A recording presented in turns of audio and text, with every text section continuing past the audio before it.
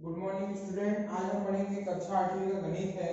इसमें अध्याय 7 में आप पहुंच चुके हैं। इसमें हम पढ़ेंगे अनुक्रमानुपाती एवं व्युत्क्रमानुपाती विचरण। देखेंगे इसमें अनुक्रमानुपाती और व्युत्क्रमानुपाती विचरण। तो सबसे पहले आप ये समझ लीजिए अनुक्रमानुपाती किसको कहेंगे और व्युत्क्रमानुपाती किसको कहेंगे। ठीक है, इसके बारे में देखते हैं कि आप लोगों को पहले एक थ्योरी समझा देता हूं। ठीक है, अनुक्रमानुपाती जो उसके अनुक्रम मतलब उसके समान उसके अनुकूल चले। ठीक है, जैसे कि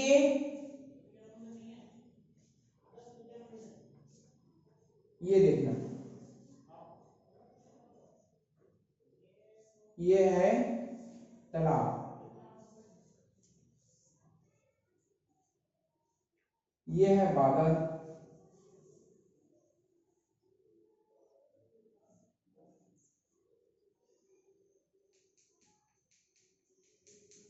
ठीक है। तो यहां से पानी गिर रहा है। ठीक है, तो यहां पर क्या है, एक तालाब है या कुआं है, जो भी है। यहां जब बारिश होती है तो जितनी अधिक बारिश होगी इस तालाब में जल का स्तर उतना ही अधिक बढ़ते जाएगा। मतलब या फिर तालाब को छोड़ दो, एक कटोरा रख देना, ठीक है, या एक बाल्टी रख देना। जब बारिश हो तो आप देखेंगे जितनी तेज बारिश होगी, ठीक है, वो कटोरा उतनी जल्दी भर जाएगा। ठीक है, तो यहाँ पर उसी चीज को बता रहे हैं कि उसका स्तर उतने जल्दी बढ़ेगा। तो यहाँ पर जितनी अधिक बारिश होगी इस तालाब या कुएं का जल स्तर उतना ही बढ़ेगा। मतलब बारिश अधिक होगी तो यहाँ पर जल का स्तर अधिक बढ़ेगा, या आप जल का स्तर अधिक बढ़ रहा है तो आप समझ जाएंगे कि यहाँ बारिश अधिक हुई है। ठीक है, यही तो मतलब हुआ ना कि अगर इसको देखूं और मैं कहूं कि जल स्तर एकदम बहुत बढ़ा हुआ है तो मतलब यहाँ बारिश बहुत ज्यादा हुई है, या बारिश बहुत ज्यादा हुई है मतलब क्या है, यहाँ अधिक जल स्तर बढ़ गया। ये भी क्लियर है। अब आप लोग जैसे कि देखेंगे कई जगहों पर मतलब मिट्टी रहती है, तो आप देखेंगे कि वहां हल्की फुल्की बारिश में वो मिट्टी जल्दी सूख जाती है। और देखना आप लोग अगर अधिक बारिश हुई रहती है तो वहां की मिट्टी जो है कीचड़ बन जाती है। ठीक है, तो मतलब क्या है, वो ज्यादा बारिश में ज्यादा भीग जाता है मिट्टी, कम बारिश में कम भीगता है।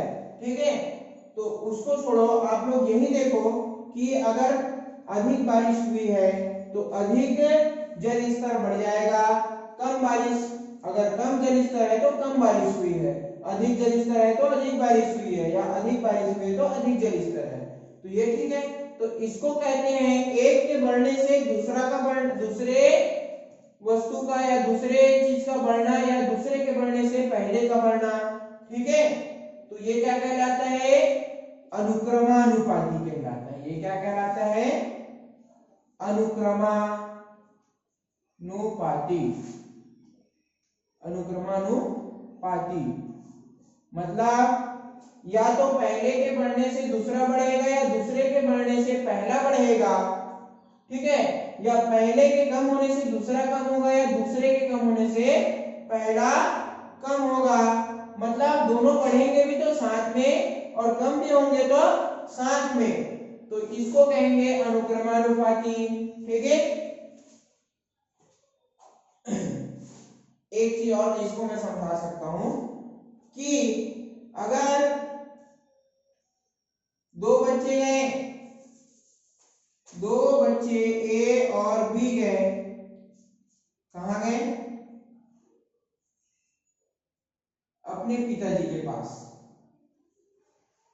ठीक है, अब इन्होंने बोला पैसा मांगे इनसे, ठीक है, कि आप पैसा दीजिए। तो दोनों बच्चे अगर एक साथ जा रहे हैं ना, और यहाँ पैसा दिए इनने और कहा कि इनकी जेब से जितना भी पैसा निकला, चलो मान के चलो निकल गया इनकी जेब से 10 रुपए, तो ये क्या हुआ 10 रुपए निकला। तो यहां पर जो 10 रुपए देंगे इनको, तो क्या बोलेंगे दोनों जन 5 ले लेना। मतलब अगर ये 10 देंगे तो 5 लेंगे, दोनों पढ़ रहे हैं एक साथ। ये अगर 20 देंगे, आधी आधी की संख्या में बराबर बांट लेना बोलेंगे। इन्होंने जितने पैसे दिए इसको क्या बोलेंगे बराबर बांट लेना। मतलब 10 दिए तो 5 बांट लिए, 20 दिए तो क्या किए 10 रुपए बांट लिए, 10 रुपए बांट लिए। ठीक है, उसी प्रकार अगर 30 रुपए देंगे तो क्या करेंगे 15 रुपए बांट लेंगे। ठीक है, तो जैसे अगर इनके ये सी का मान जैसे जैसे बढ़ रहे हैं, ए और बी का मान उसके साथ साथ बढ़ रहा है। ठीक है, सी का मान जैसे बढ़ रहा है, ए और बी का मान उसके साथ साथ बढ़ रहा है। ठीक है, अब देखना ये एक कंडीशन हो गई थी। अब आप लोग को ये क्लियर हो गया, इसको भी बोलेंगे अनुक्रमानुपाती। ठीक है, या अनुक्रमानुपाती विचरण कहेंगे इसको। अब देखेंगे ये खत्म, पानी भी खत्म। अब ये तालाब है, इसमें पानी थी,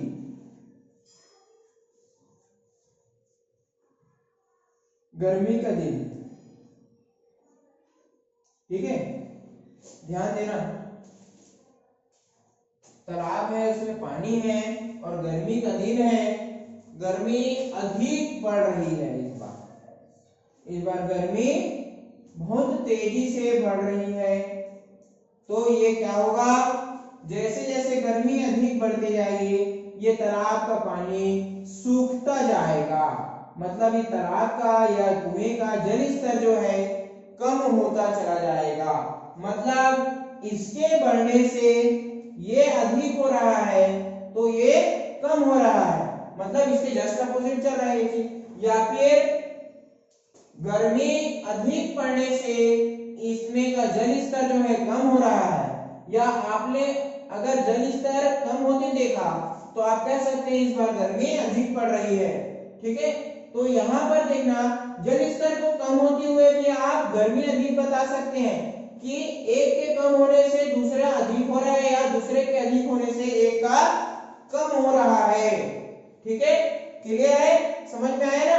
एक के कम होने से दूसरे का अधिक हो रहा है या दूसरे के कम होने से एक का अधिक हो रहा है, तो ये क्या कहलाएगा व्युत्क्रमानुपाती। क्या कहलाएगा ये व्युत्क्रमानुपाती। ठीक है, मतलब जस्ट उल्टा चल रहा है। और ये क्या है अनुक्रमानुपाती की जस्ट उल्टा है ये व्युत्क्रमानुपाती। जैसे कि अगर अनुक्रमानुपाती में दोनों साथ साथ बढ़ते हैं, परंतु इसमें क्या होता है अगर एक बढ़ रहा है तो दूसरा घटता है या दूसरा घट रहा है तो एक बढ़ता है।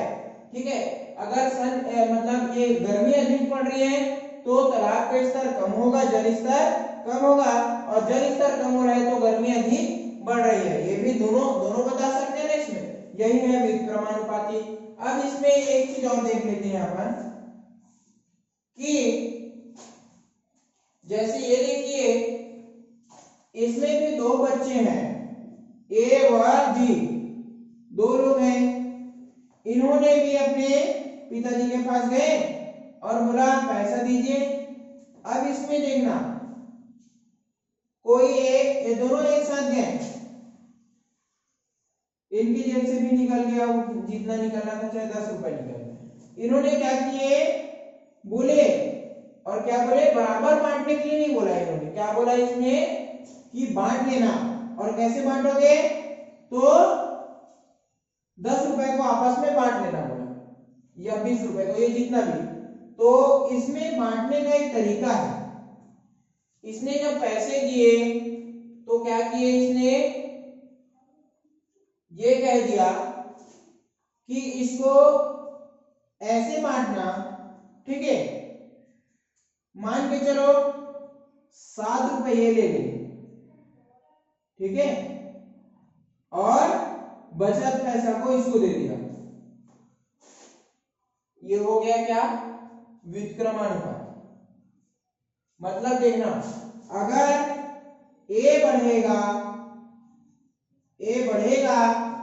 मतलब अगर ये 7 ले लिया तो इसको 3 मिल गया, क्योंकि पैसे इतने ही है और इसको काम 7 रुपए का है, तो बचेगा जो पैसा 3 रुपए वो इसको कम मिल जाएगा।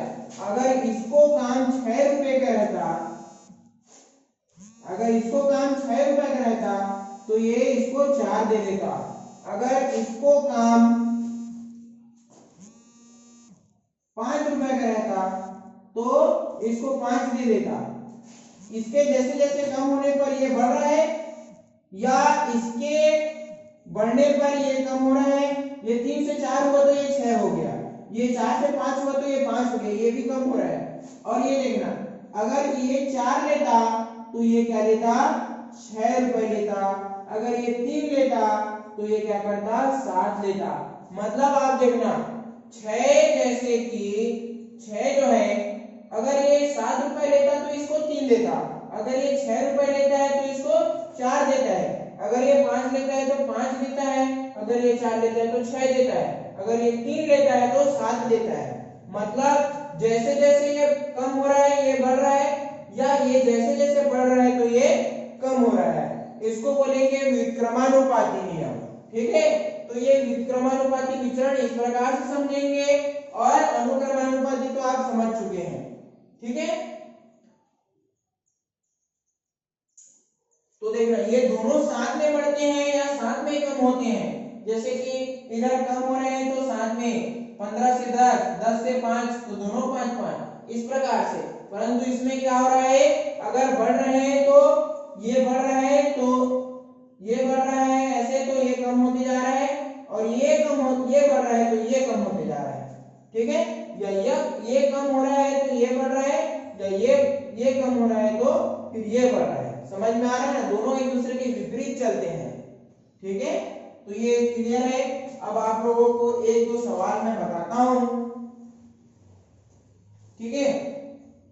इसके बाद फिर हम आपको एसडब्ल्यू दे देंगे। इसके बारे में पहले तो आज कॉन्सेप्ट ही क्लियर कराना था, जो कि मुझे लगता है आप लोग समझ चुके हैं कि अनुक्रमानुपाती और व्युत्क्रमानुपाती में क्या अलग अलग अंतर है, ठीक है।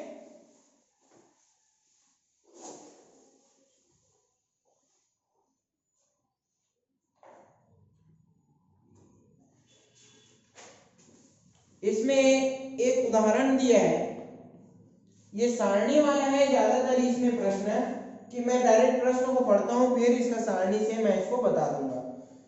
5 पेन का मूल्य 20 रुपए है, तो क्या आप बता सकते हैं कि उसी प्रकार के 10, 15, 20 और 25 पेनों 25 और 30, 10, 15, 20, 25 और 30 पेनों का मूल्य कितना होगा।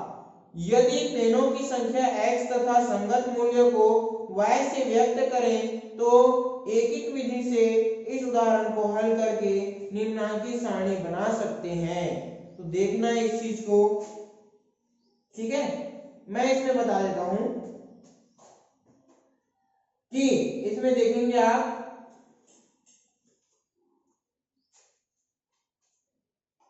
एक पेन की कीमत कितनी है, 5 रुपए, नहीं 5 पेन की कीमत कितनी है, 20 रुपए, ठीक है।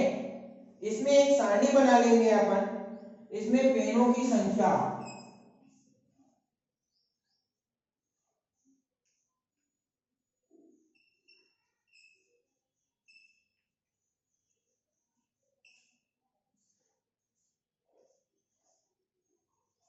ठीक। इसके बाद है पेनों का मूल्य,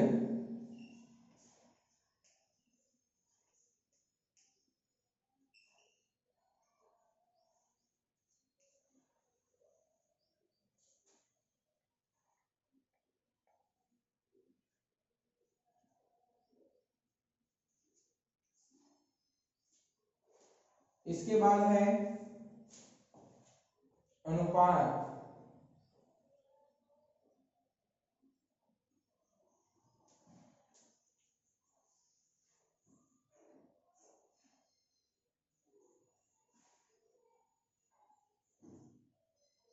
फिर अनुपात।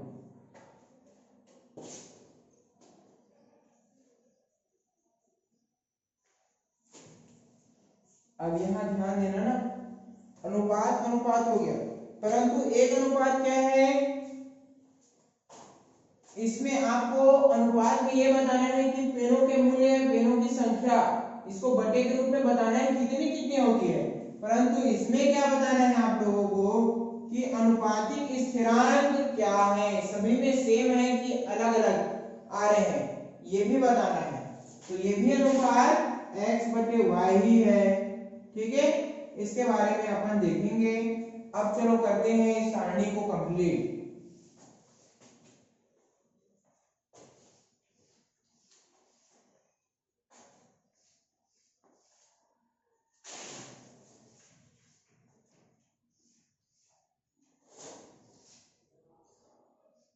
ये सारणी, ठीक है, इसमें 5 पेन है, फिर 10 है, 15 भी पेन है, 20 है, 25 है, और कितने हैं, 30 पेन। 5, 10, 15, 20, 25 और 30 पेन है कुल।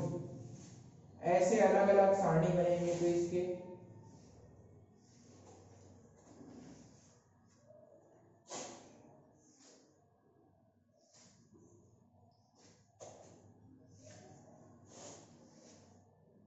ऐसे।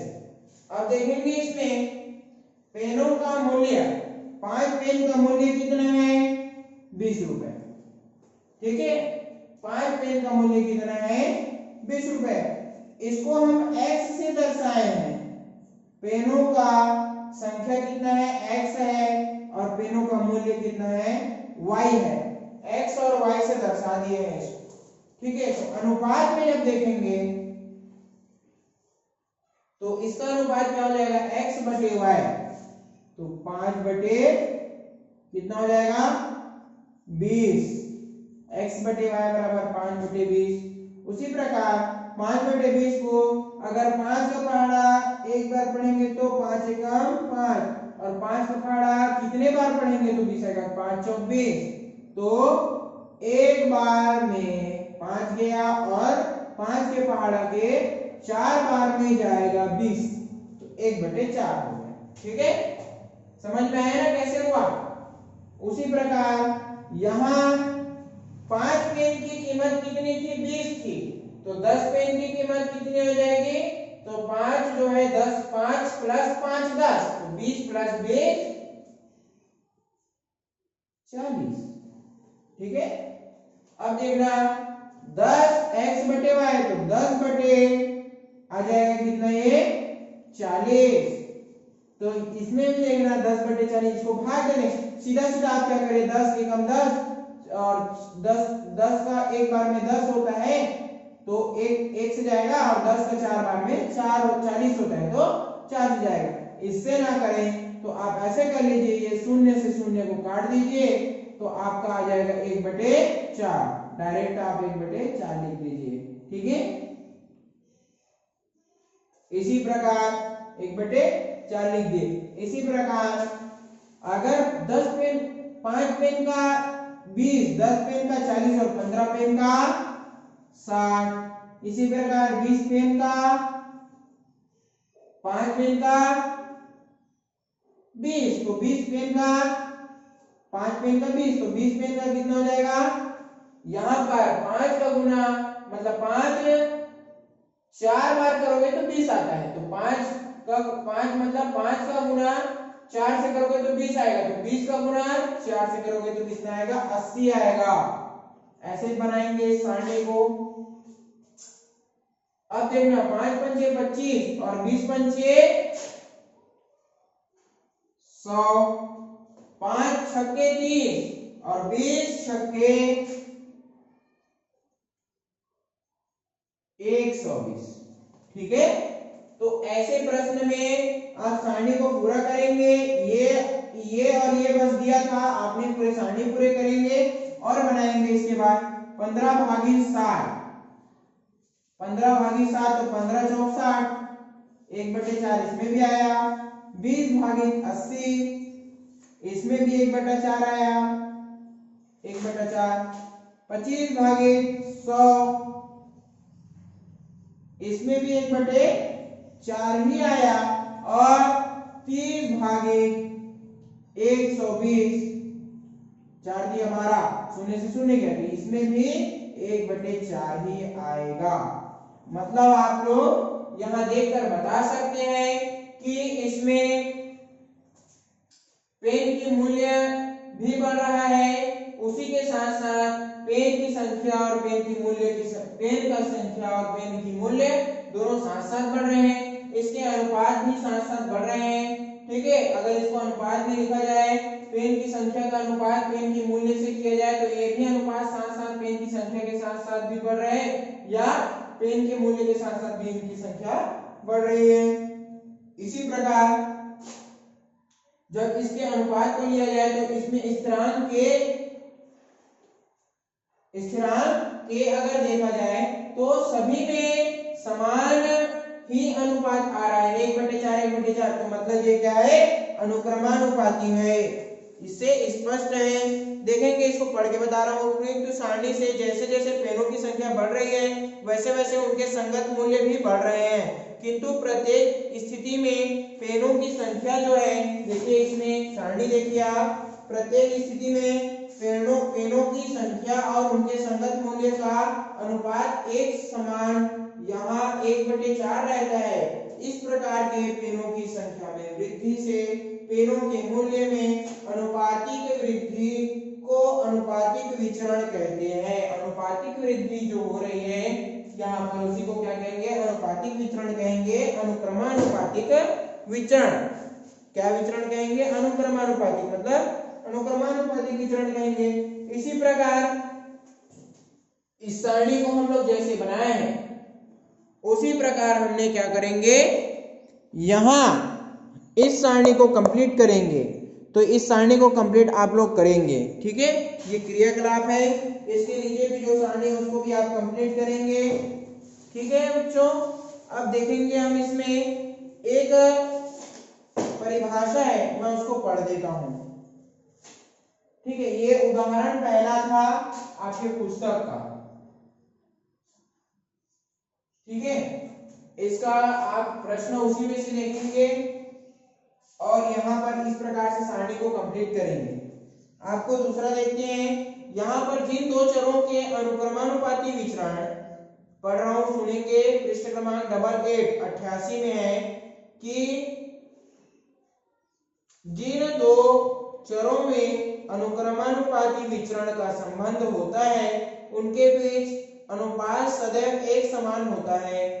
प्राप्त समान अनुपात को स्थिरांक या अचर राशि कहते हैं। समान अनुपात जो प्राप्त होगा उसको स्थिरांक या अचर राशि कहेंगे। ये चीज ये होती है, x का अनुक्रमानुपात में विचरण करेंगे, तो यहां पर क्या देखेंगे कि एक, देखना,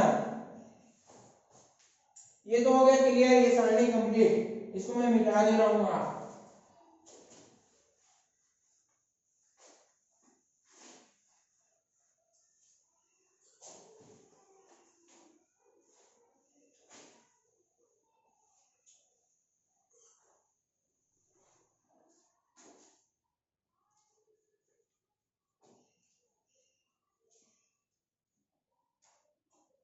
देखना, यहां पर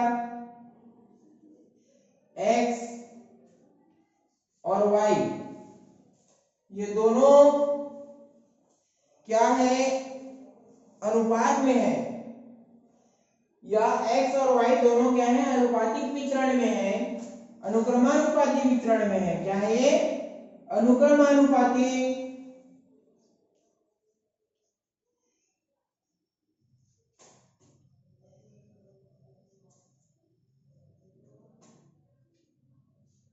ये क्या है, अनुक्रमानुपाती विचरण में है। तो क्या होगा, इन x बटे y, इस x बटे y का मान आपको सदैव जो है बराबर मिलेगा। x बटे y का मान जो है भले ही बढ़ते जाएगा, लेकिन इसका स्थिरांक, इसका जो मान रहेगा सभी में, अगर इसको पूरा करके हल करेंगे तो जैसे इसमें 1/4 ऐसा मिला, उसी प्रकार सभी में समान मिलेगा, जिसको बोलते हैं स्थिरांक। इसको क्या बोलेंगे? स्थिरांक के कहेंगे। और देखना, ये जो है सिर्फ x y के लिए नहीं है, अगर x की जगह कोई भी अंक और y की जगह भी उसी के समान कोई भी अंक अगर इस अनुक्रमानुपाती विचरण में है तो उसका मान भी k ही होगा। जैसे कि आपने देखा 5/20, इसका मान भी 1/4 ही हुआ, है ना। और आपने ये भी देखा कि 10/40 था, उसका मान भी 1/4 ही हुआ। मतलब अगर इसको यहां पर मैं ये भी देख लेते हैं अपन कि x बटे y बराबर k होता है, जिसका मतलब सिर्फ इसी का मान k नहीं होगा, x1 बटे y1, x2 बटे y2। मतलब ये क्या होगा? x1 x2 y1 व y1 y2, इनके बीच में अगर समानुपातिक विचरण है क्रमशः, तो यह भी क्या होगा? इसी प्रकार x1 बटे y1 और x2 बटे y2 का मान कितना होगा? इतना ही होगा, k। इसका मान भी स्थिरांक होगा। मतलब समान अनुपात प्राप्त होने वाले, जो समान अनुपात जब प्राप्त होता है उसको स्थिरांक कहते हैं। ये क्लियर है? ये सूत्र को याद भी रखना आप लोग, ठीक है। अब यहां से एक दो प्रश्न भी करते हैं अपन उदाहरण के।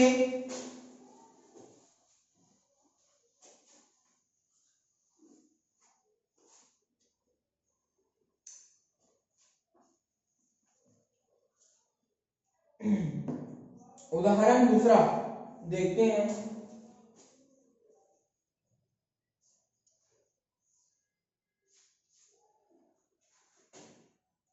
यदि 3 किलोग्राम गेहूं का मूल्य 36 रुपए है तो 18 किलोग्राम मूल्य के गेहूं का मूल्य बताएं। यदि प्रश्न है,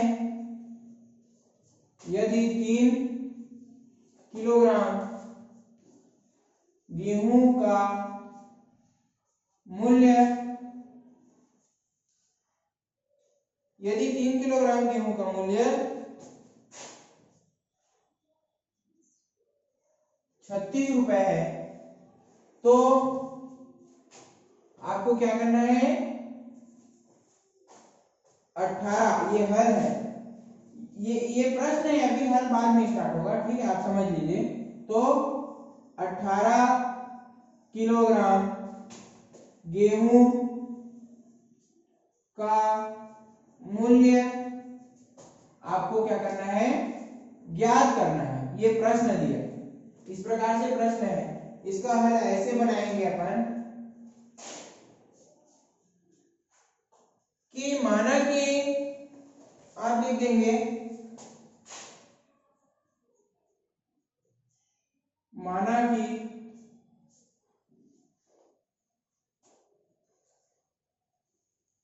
यहां पर ऊपर हल में पहले ये लिखेंगे, चूंकि गेहूं का मात्रा संगत मूल्य भी जो है गेहूं की मात्रा के साथ, उसके साथ साथ मूल्य भी बढ़ रहा है। मतलब गेहूं की मात्रा संगत मूल्य भी साथ साथ ये क्या है? बढ़ रहा है। अतः यहाँ अनुक्रमानुपाती विचरण का संबंध है। अतः क्या है? यहाँ अनुक्रमानुपाती विचरण का संबंध है। तो आप यहाँ सारणी से भी इसको कंप्लीट कर सकते हैं, ठीक है। तो माना कि 18 किलोग्राम 18 किलोग्राम गेहूं का मूल्य कितना है? x है, ठीक है। माना कि 18 किलोग्राम गेहूं का मूल्य x है, तो हम इसे सारणी में दर्शा सकते हैं। तो हम इसे सारणी में दर्शा सकते हैं। तो सारणी इसका क्या बनेगा? गेहूं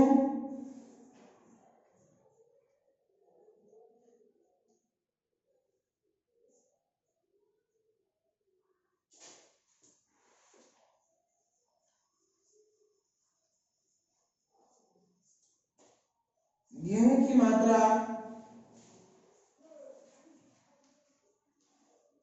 किलोग्राम में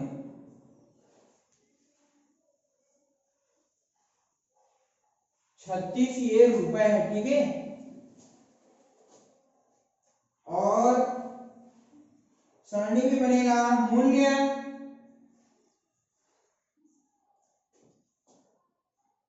रुपए में, मूल्य जो है रुपए में है।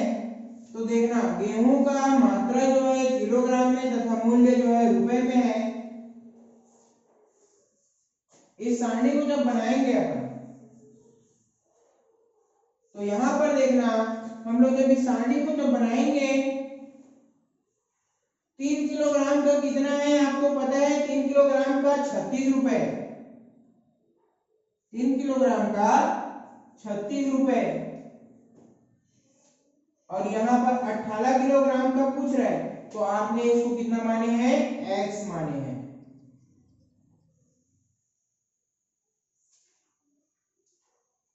सीधा सीधा मान रख दीजिए, कौन से सूत्र में मान रखेंगे अपन, x1 x2 बटा x1 y1 बटा x2 y2 बराबर k। ये वाला सूत्र आपने अभी लिखे हैं। इसी सूत्र में क्या करेंगे, यहाँ 18 और x के बीच में वही अनुपात होनी चाहिए जो 3 और 36 के बीच है। अब आप लोग ये चीज क्लियर है, क्योंकि ये अनुक्रमानुपाती वितरण नियम है। तो यहाँ x1 और y1 के बीच जो अनुपात होना चाहिए, x1 और y1 के बीच जो अनुपात होगा वही अनुपात 18 और x मतलब x2 और y2 के बीच भी होगी, ठीक है। अब इसको हल करेंगे यहीं से, तो लिख देंगे 3 और 36 में जो अनुपात होगा वही अनुपात 18 और x में भी होना चाहिए। उसके बाद ये सूत्र लिखेंगे। अब इस सूत्र में x1 का मान 3 है और y1 का मान 36 है। x1 बराबर 3 रख दीजिए, y1 बराबर 36 रख दीजिए। उसी प्रकार x2 का मान कितना रख दिए अपन, हम लोग रखेंगे इसका मान 18 और y2 का मान क्या है, x है। अब देखना तिर्यक गुणा करने पर आप लिख दीजिए तिर्यक गुणा, तिर्यक गुणा करेंगे तो क्या हो जाएगा, ये 3x हो जाएगा, इधर 3 का गुणा x के साथ तो 3x हो जाएगा। और ये 36 गुणे 18 गुणे 36 हो गया, 18 गुणे कितना हो गया, 36 हो गया। अब देखना यहाँ पर जो 3 है इसको इधर पक्षांतर कर दोगे और ये 3 जो है गुणा में है, ये x के साथ जो 3 है ये गुणा में है। आप क्या करोगे, इसको इधर पक्षांतर कर दोगे तो ये क्या हो जाएगा, ये यार ये मैं लिख देता हूं 3 गुणित x। अब ये देखना x बराबर 18 गुणित 36 बटे कितना हो जाएगा, 3। अब ये 3 को 18 से घटा दो तो 6 बार में जाएगा, 6 की 18 हो जाएगा। अब x में x बराबर लिखेंगे 6 का गुणा 6 से करेंगे तो 6 छक्के 36, 36 पे लिखेंगे 6, हासिल गया 1। 6 का गुणा करेंगे, ये हासिल गया 3, 6 का गुणा करेंगे 3 से, 6 दिया 18 और 18 और 3 कितना होता है 21। तो कितना आ गया 216 और ये रुपए में आया। तो मतलब x का मान 216 रुपए। 18 किलो गेहूं का मान, 18 किलो गेहूं का मूल्य 216 रुपए है। लिख देना, ऐसे ही बनेगा। ये तो था एक ऐसा प्रश्न। अगर मान के चलो आप लोगों को यहां पर 18 ना दे करके दे देता 216 रुपए, आप तो ये बताओ कि 216 रुपए कितने किलो गेहूं का मूल्य है। तो यहाँ पर आप नहीं रहता। जिस प्रकार आपने इसको बनाया है उसी प्रकार उसको भी बना लेते। एक प्रश्न ऐसे ही बता देते हैं हम।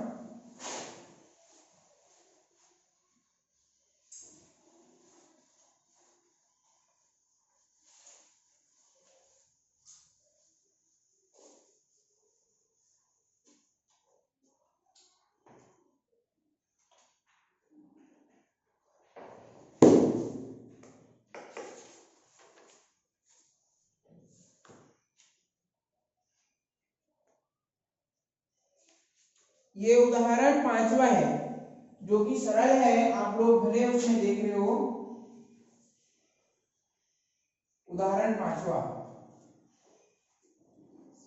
यदि कागज के 6 पत्रों का मूल्य, ये 6 पत्रों का भार, इसमें मूल्य नहीं भार में है, तो 6 पत्रों का भार जो है 45 ग्राम है, तो ऐसे कितने पत्रों का भार 1 बटे 1 गुणित 1 बटे 1 सही 1 बटे 2 किलोग्राम होगा। मतलब प्रश्न है 6 पत्र बराबर कितने 45 ग्राम, तो आपको 1 सही 1 बटे 2 किलोग्राम,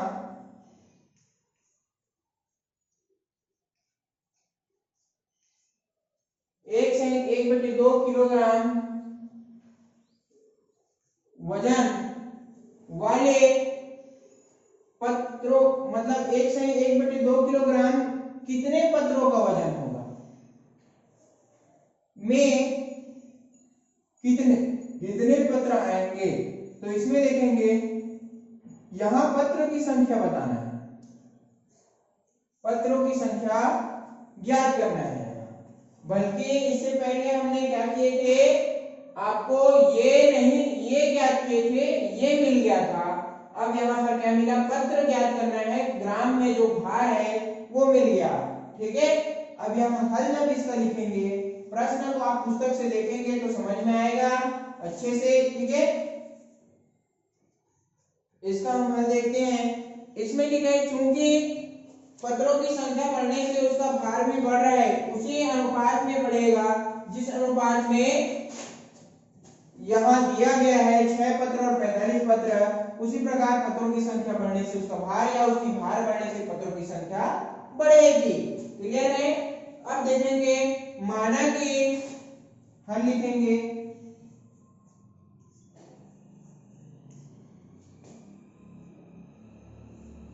x पत्रों, माना कि x पत्रों का भार, माना कि x पत्रों का भार कितना है, 1 सही 1 बटे 2 किलोग्राम, 1 सही 1 बटे 2 किलोग्राम है। अब 1 सही 1 बटे 2 किलोग्राम को हम लिख सकते हैं, कितना लिख सकते हैं भैया, 1 सही 1 बटे 2 किलोग्राम को हम अभी किलोग्राम भार में अपन किलोग्राम में ग्राम या ग्राम में किलोग्राम को हम जानते हैं बदलना, तो 1 किलोग्राम और आधा किलोग्राम, ऐसा ही तो है ना, 1 किलोग्राम और ये आधा किलोग्राम, 1 सही 1 बटे 2 किलोग्राम, ऐसा ही हुआ। तो इसको जब, या फिर डायरेक्ट क्या कर सकते हैं, इसको हम 2 का गुना 1 के साथ करेंगे और 1 को जोड़ देंगे तो 2 1 2 और 1 3, 3 बटे 2 किलोग्राम। इसको ऐसे ना लिखकर हम क्या करेंगे, सीधा 1 सही 1 बटे 2 किलोग्राम, तो 1 किलोग्राम बराबर या 1 किलोग्राम धन आधा किलोग्राम, ऐसे ही तो होगा। इसको जब बदलेंगे अपन तो ऐसा बदलेंगे, 1 किलोग्राम बराबर 1000 ग्राम,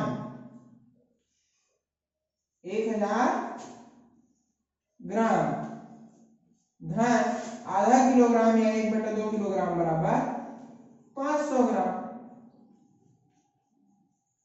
ये हो गया 1500 किलो, 1500 ग्राम।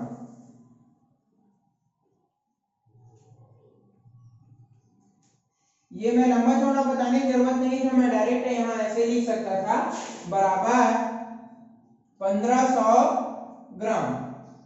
ठीक है, बराबर 1500 ग्राम।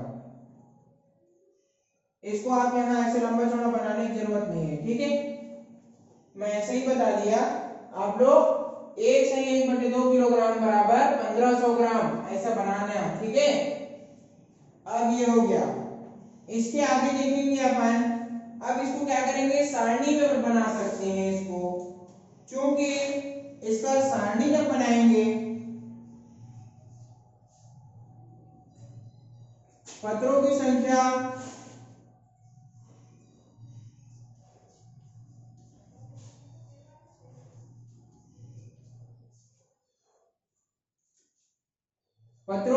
क्या है, पत्रों की संख्या है। चलो, अब इसमें क्या है, पत्रों की संख्या हो गया, इसमें क्या है, भार, पत्रों का भार। और ये भार जो किसमें दिया है, ग्राम में दिया है। आपको किसमें दिया है, यहाँ ग्राम में दिया है, इसलिए ग्राम। ये सारणी जब बनाएंगे हम,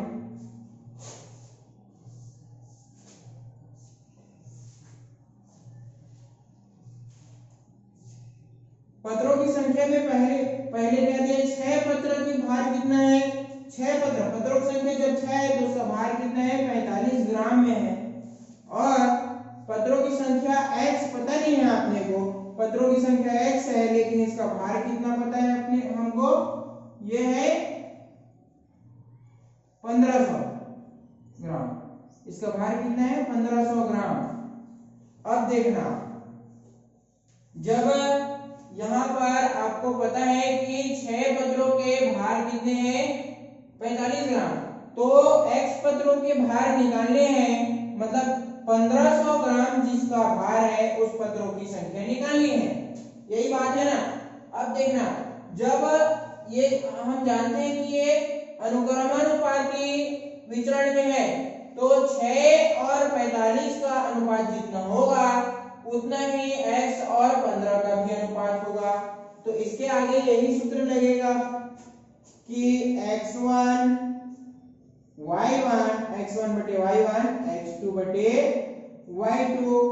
तो x1 का मान कितना है, 6 बटे 45, और x1 का मान क्या है, x ही है, और x बटे 1500।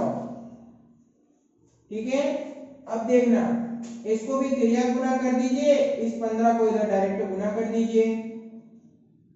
हम x बराबर लिखेंगे यहाँ 6 गुने 1500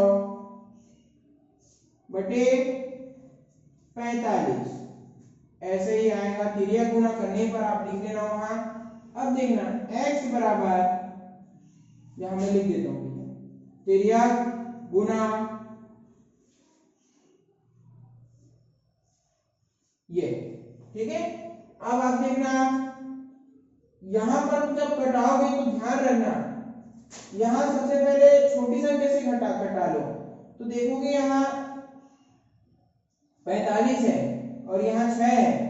6 का मतलब 45 किसके पहाड़े में आते, 3 के पहाड़े में 6 भी आता है और 3 के पहाड़े में 45 भी आता है। तो 3 दूनी 6 हो गया और 15 किया 45 भी हो गया। मतलब 3 का पहाड़ा में 15 बार पढ़ूंगा तो 45 आएगा, और 3 का पहाड़ा में 6 बार पढ़ूंगा, ये 3 का पहाड़ा 2 बार पढ़ूंगा तो 6 आएगा। तो 2 गुनी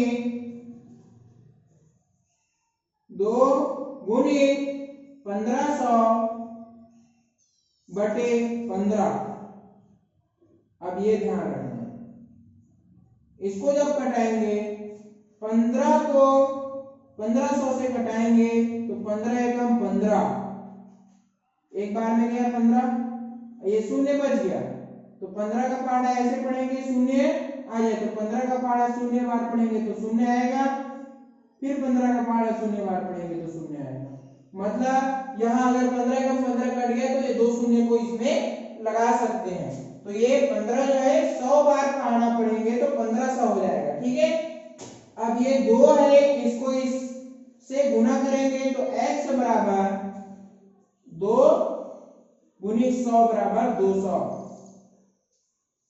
तो x बराबर 200, तो यहाँ पर लिखेंगे x पत्रों की संख्या, तो क्या हो जाएगा 200 पत्रों की संख्या जो है उसका भार जो है 1/2 किलोग्राम या 1500 ग्राम होगा। तो यहाँ x बराबर 200 है। ठीक है, तो अतः आप लिखेंगे इसमें अर्थात 200 पत्रों का भार 1/2 किलोग्राम होगा। यही आंसर है, बाकी आप लोगों को HW में दे दूंगा, उसी को कंप्लीट करना है। उदाहरण को पहले करेंगे, उसके बाद प्रश्नावली में आ जाएंगे। ठीक है, यहाँ से आप लोगों का पाठ होता है जो 7 पढ़े थे, इसमें 7 अध्याय शुरू करके 7.1 को आपने कंप्लीट करेंगे। ठीक है,